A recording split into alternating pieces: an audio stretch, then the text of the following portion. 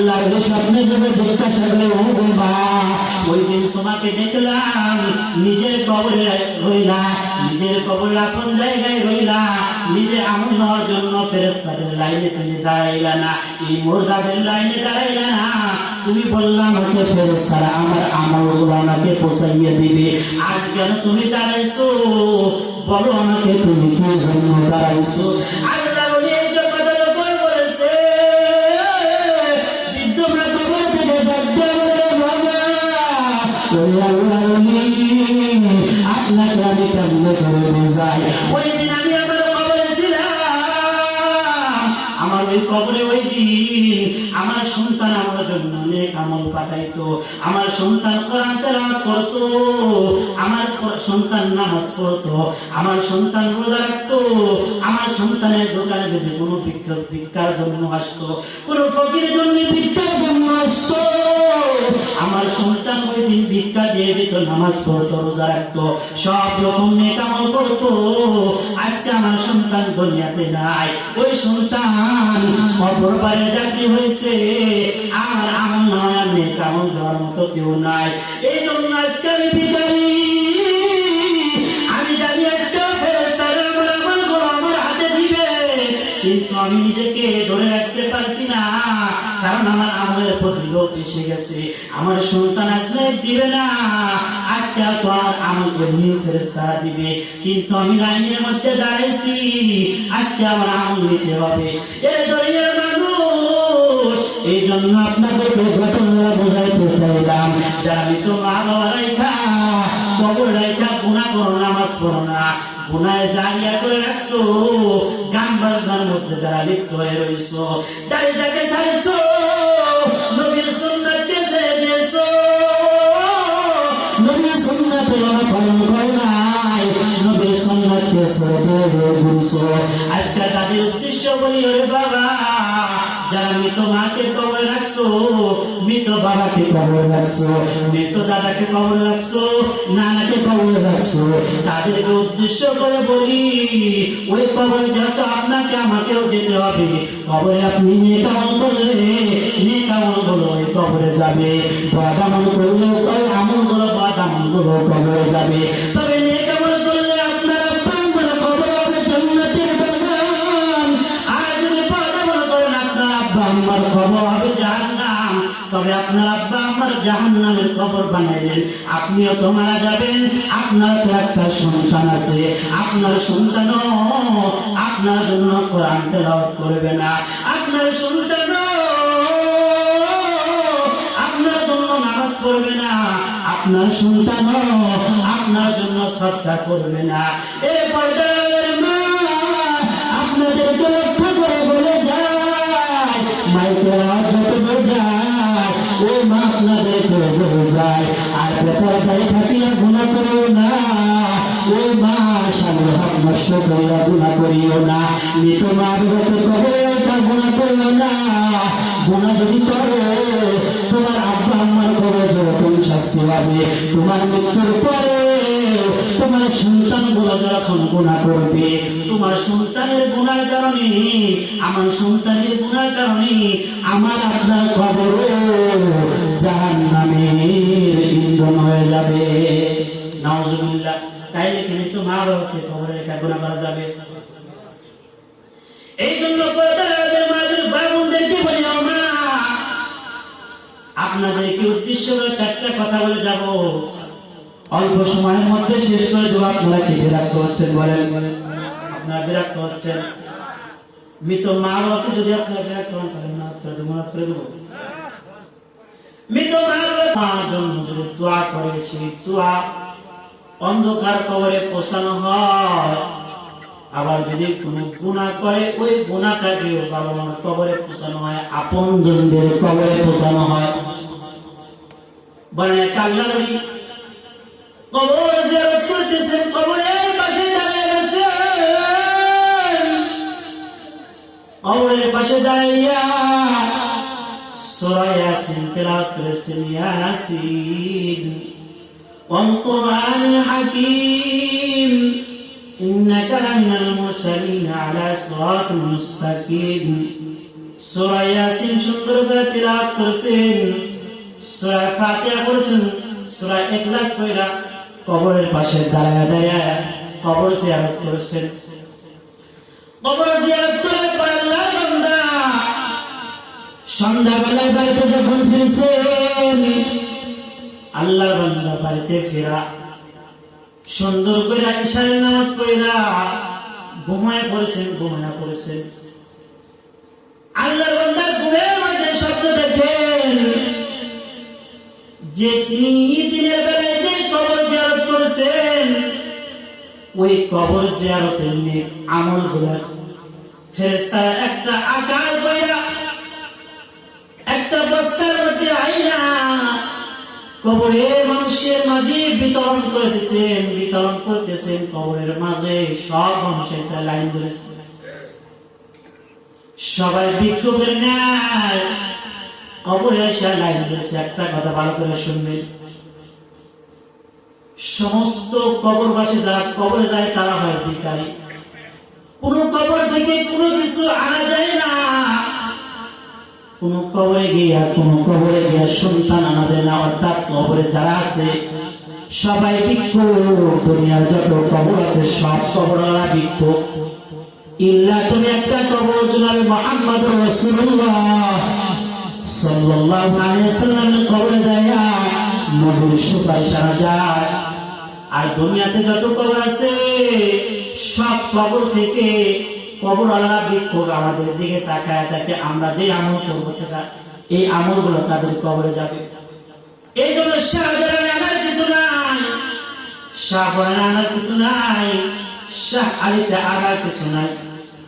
আজকে দুনিয়ার জমিনে এমন লোক আছে না যারা কবরের মধ্যে যা মাজারে যা সন্তান হয় না, সন্তান কবরে যা যায়, আছে না নাই? কথা বলেন না কেন? আছে না? শাহ আলীতে যায় কবরে জিয়ারত কইরা মান্নত করে যে বাবা আমার সন্তান হয় না, 12 বছর যাবত বিয়ে হয়েছে এখন সন্তান হয় না, একটু সন্তান দিয়ে দেন।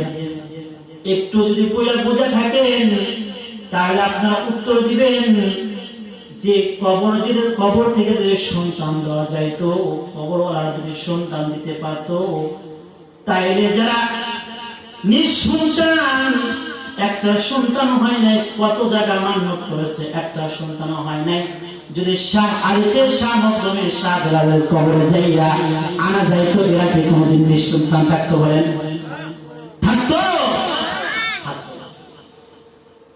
এই জন্য কোন কবর থেকে আনার কিছু নাই, কবরে নাই, কবরে সবাই ভিক্ষুক। কবর পারে সবাই চাইয়া থাকে আপনি কি নেক আমল করবেন, আপনার নেক আমলের জন্য দাঁড়ায় থাকে। আল্লাহ উনি কবর জিয়ারত করছেন, কবর জিয়ারত কইরা রাতে যখন ঘুমাইছেন তাকা দেখেন যে তিনি যে কবর জিয়ারত করছেন, যে নেক আমল হয়েছে, সব হয়েছে, ওই সবগুলো আল্লাহ পাক রব্বুল আলামিন ফেরেশতাদের মাধ্যম দিয়ে কবরের সবাইকে ভাগ করে দিয়ে দিচ্ছেন। কারণ আল্লাহর ওলিরা হলেন দুনিয়ার যেরকম বন্ধুর সাথে বন্ধু যদি বেশি খাতির হয়, তাইলে বন্ধুকে বেতন ডায়েরি দেখা দেয় যে বন্ধু দেখ আমি সারা বছর কি করেছি। দুনিয়ার কেউকে দেখাই না, কিন্তু আপন যারা ঘনিষ্ঠ বন্ধু তারা গোপন ডায়েরি দেখা দেয়। ঠিক আল্লাহ পাক রব্বুল আলামিন তার কারামত ওলিদের মাধ্যম দিয়ে জাহির করে তাদেরকে দেখায়। কারণ আল্লাহর ওলি যারা, তারা আল্লাহর বন্ধু। আল্লাহ তাদের ব্যাপারে বলেন, আলা ইন্না আউলিয়া আল্লাহি লা খাউফুন আলাইহিম ওয়া লা হুম ইয়াহজানুন।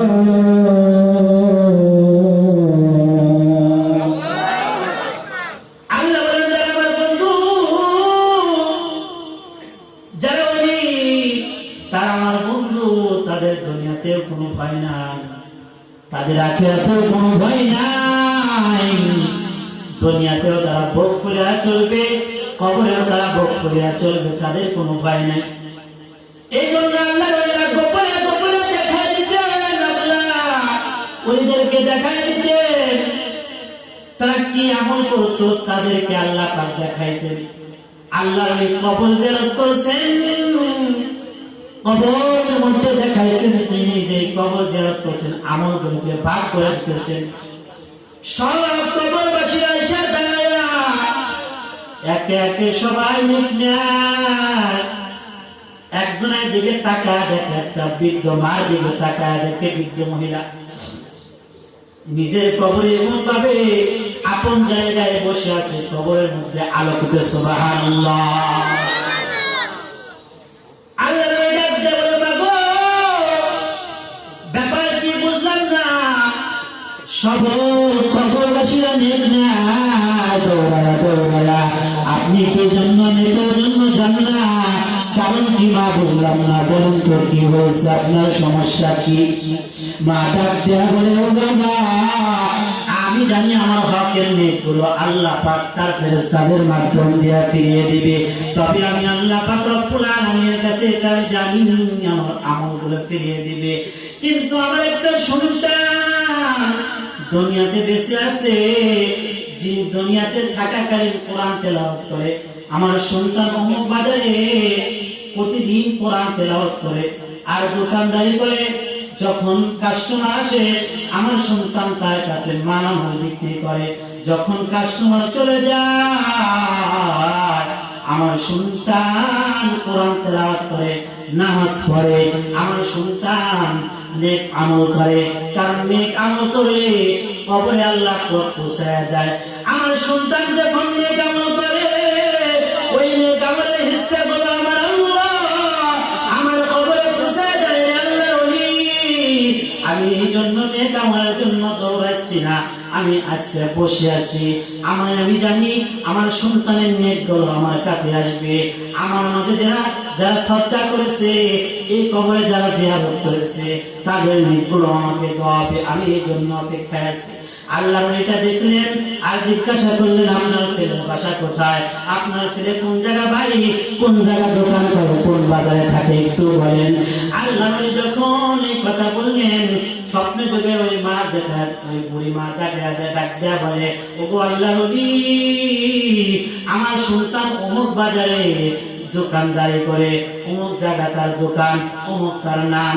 আমার সন্তানকে তুমি বলে দিও আমার জন্য যেন বেশি বেশি নেক আমল করে, আমার জন্য যেন বেশি বেশি নামাজ পড়ে, আমার জন্য যেন বেশি বেশি শ্রদ্ধা করে। কারণ সে যখন শ্রদ্ধা করে, সে যখন নামাজ পড়ে, সে যখন তোরা কোরআন তেলাওয়াত করে আল্লাহ পাক রব্বুল আলামিন আমার কবরটাকে আলোকিত করে দেয়। এই জন্য আমি নেক আমলের জন্য দৌড়াই না।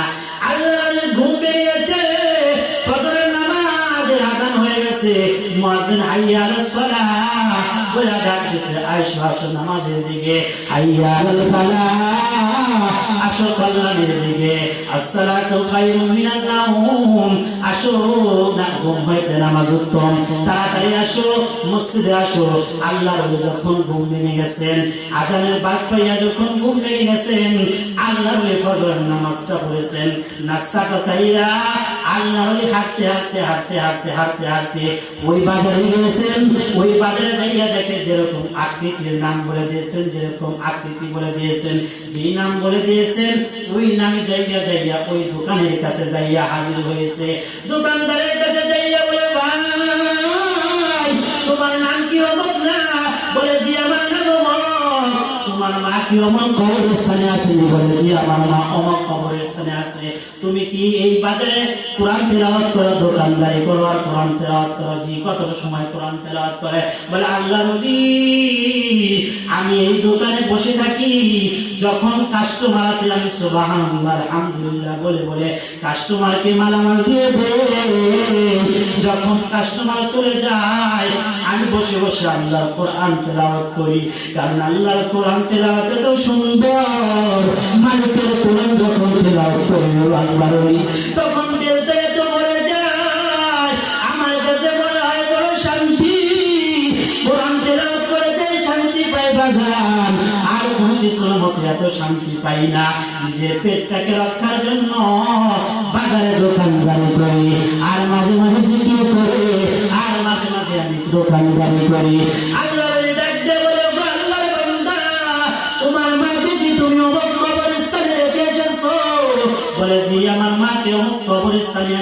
এসেছি। বলে জি কিভাবে রেখে এসেছো? বলো এতদিন আমি তোমার মাকে আমি দেখেছি, আমি গতকাল আমি কবর জিয়ারত করে যখন ঘুমিয়ে পড়েছি আমি তোমার মাকে দেখেছি, তোমার মা বড় কবরে শান্তিতে আছে। তুমি যখন কবর দুনিয়াতে কোরআন তেলাওয়াত করো, তোমার নেকগুলো তোমার আব্বা আম্মা কবরে যায় পড়ছে, তোমার বাবা বলছে এক বড় শান্তিতে আছে, তোমাকে বেশি বেশি কোরআন তেলাওয়াত করেছে। এই বাবা জীবন চলে যাইবে, নামাজ ছেড়ে দিবা না, জীবন চলে যাইবে, কোরআন তেলাওয়াত ছেড়ে দিবা না। কারণ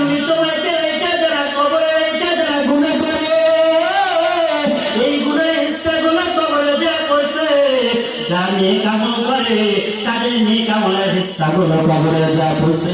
আল্লাহ তাকে নসিহত করে বলে, যুবক তোমার জন্য আমার নির্দেশ, তোমার আব্বা আম্মাকে যত কবরে রেখে এসেছো, আমি তোমার আব্বা আম্মাকে দেখেছি, তোমার মা বড় শান্তিতে আছে, তোমার বাবা বড় শান্তিতে আছে, সাবধান তুমি কিন্তু কোরআন তেলাওয়াত বাদ দিবা না। এই বলে যুবককে নসিহত করে আল্লাহ এরকম ভাবে কয়েকদিন যখন কাটাইছেন, আল্লাহর বান্দা যখন কাটাইছেন, আবার ওই কবরের পাশে যখন যাচ্ছেন, কবরটা দেখা আল্লাহর বান্দা কবরে আর মানতে পারেন নাই। আবার তিনি স্বপ্নের যুগের কথাগুলো মনে করে তিনার ভিতরে লোক যাচ্ছে কবরের মধ্যে কি হয়, এটা আমার জানা দরকার। জানার উদ্দেশ্যে তিনি আবার কবরের পাশে দাঁড়াইয়া আল্লাহর কালামে হাকিম সূরা ইয়াসিন তেলাওয়াত করেছে, বলু আল্লাহর সূরা তেলাওয়াত করেছে, সূরা ফাতিহা তেলাওয়াত করেছে। সূরা ফাতিহা তেলাওয়াত কইরা দরুদ শরীফ তেলাওয়াত কইরা আল্লাহর দরবারে হাত বাড়াইছে, ও দয়ার মালিক তোমার কাছে আমি জানাই, এই কবরে যারা আছে আমি যে নেক আমল করে করেছি, এই নেক আমলগুলো কবরে পৌঁছাইয়া দিবা, আর কবরের মানুষগুলোকে তুমি শান্তি দিবা।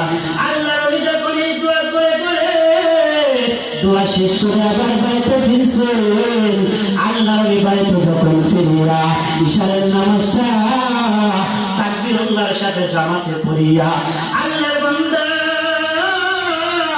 জামাতের সাথে নামাজ পড়িয়া ওযু করিয়া আবার ঘুমিয়ে পড়ছে।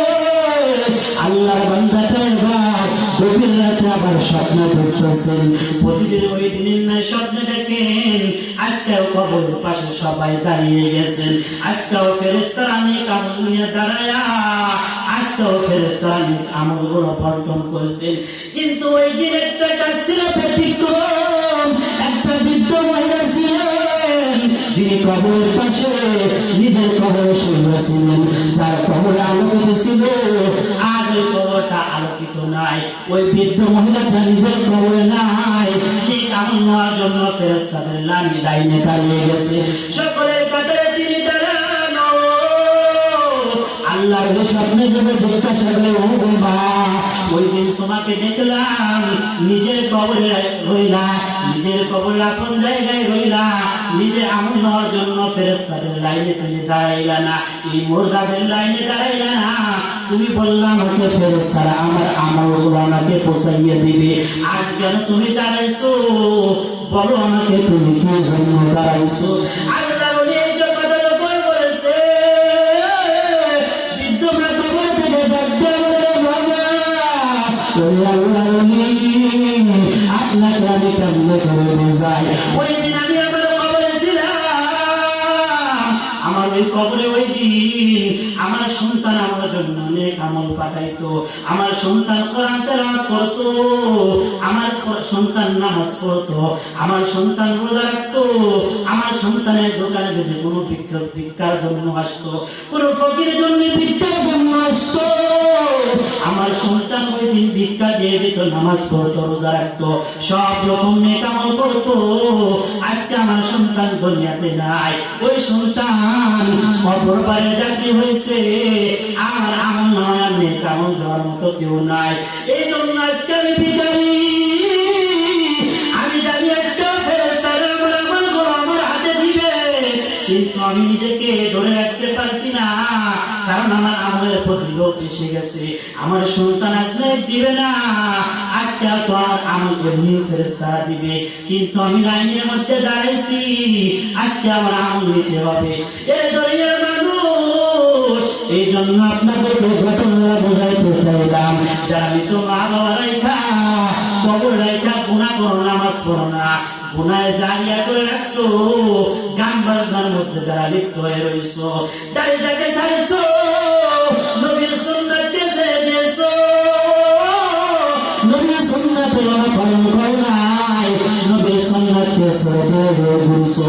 আজকে তাদের উদ্দেশ্য বলি, ওরে বাবা, যারা মৃত মাকে কবরে রাখছো, মৃত বাবাকে কবরে রাখছো, মৃত দাদাকে কবরে রাখছো, নানাকে কবরে রাখছো, তাদেরকে উদ্দেশ্য করে বলি, ওই কবরে যত আপনাকে আমাকেও যেতে হবে। কবরে আপনি নেক আমল করলে নেক আমলগুলো ওই কবরে যাবে, বদ আমল করলে ওই আমলগুলো বদ আমলগুলো কবরে যাবে। তবে নেক আমল করলে আপনার আব্বা আম্মার কবর হবে জান্নাতের বাগান, আর যদি বদ আমল করেন আপনার আব্বা আম্মার কবর হবে জাহান্নাম। তবে আপনার আব্বা আম্মার জাহান্নামের কবর বানাইলেন, আপনিও তো মারা যাবেন, আপনার তো একটা সন্তান আছে, আপনার সন্তানও আপনার জন্য কোরআন তেলাওয়াত করবে না, আপনার সন্তানও আপনার জন্য নামাজ পড়বে না, আপনার সন্তানও আপনার জন্য সদকা করবে না। এ পর্দার মা আপনাদেরকে রক্ষা করে বলে যায়, মাইকের আওয়াজ যত যায় ওই মা আপনাদেরকে বলে যায়, আর বেপরদায় থাকিয়া গুনাহ করিও না, ওই মা স্বামীর হক নষ্ট করিয়া গুনাহ করিও না, মৃত মা বিরত কবে গুনাহ করিও না। গুনাহ যদি করো তোমার আব্বা আম্মার কবরে যখন শাস্তি পাবে, তোমার মৃত্যুর পরে তোমার সন্তানগুলো যখন গুনাহ করবে, তোমার সন্তানের গুনার কারণে, আমার সন্তানের গুনার কারণে আমার আপনার কবর জাহান্নামের ইন্ধন হয়ে যাবে। নাউজুবিল্লাহ। তাইলে কি মৃত্যু মা বাবাকে কবরে রেখে গুনাহ করা যাবে? এই জন্য পর্দার মাঝে বাবুদেরকে বলি, মা আপনাদেরকে উদ্দেশ্য করে চারটা কথা বলে যাব, অল্প সময়ের মধ্যে শেষ করে দেবো। আপনারা কি বিরক্ত হচ্ছেন বলেন? আপনারা বিরক্ত হচ্ছেন? মৃত মা বাবাকে যদি আপনারা বিরক্ত হন তাহলে মাফ করে দেবো। মৃত মা বাবাকে দেখুন কবরে রেখা যদি গুনাহ করেন তাহলে ওই কবরে ওই হিস্সান বদ আমল যায়, নেক আমল যায়। এই জন্য মা বোনদেরকে উদ্দেশ্য করে বলবো, যারা আপনারা মা বোন আছেন তাদেরকে আমি লক্ষ্য করে উদ্দেশ্য করে বলবো,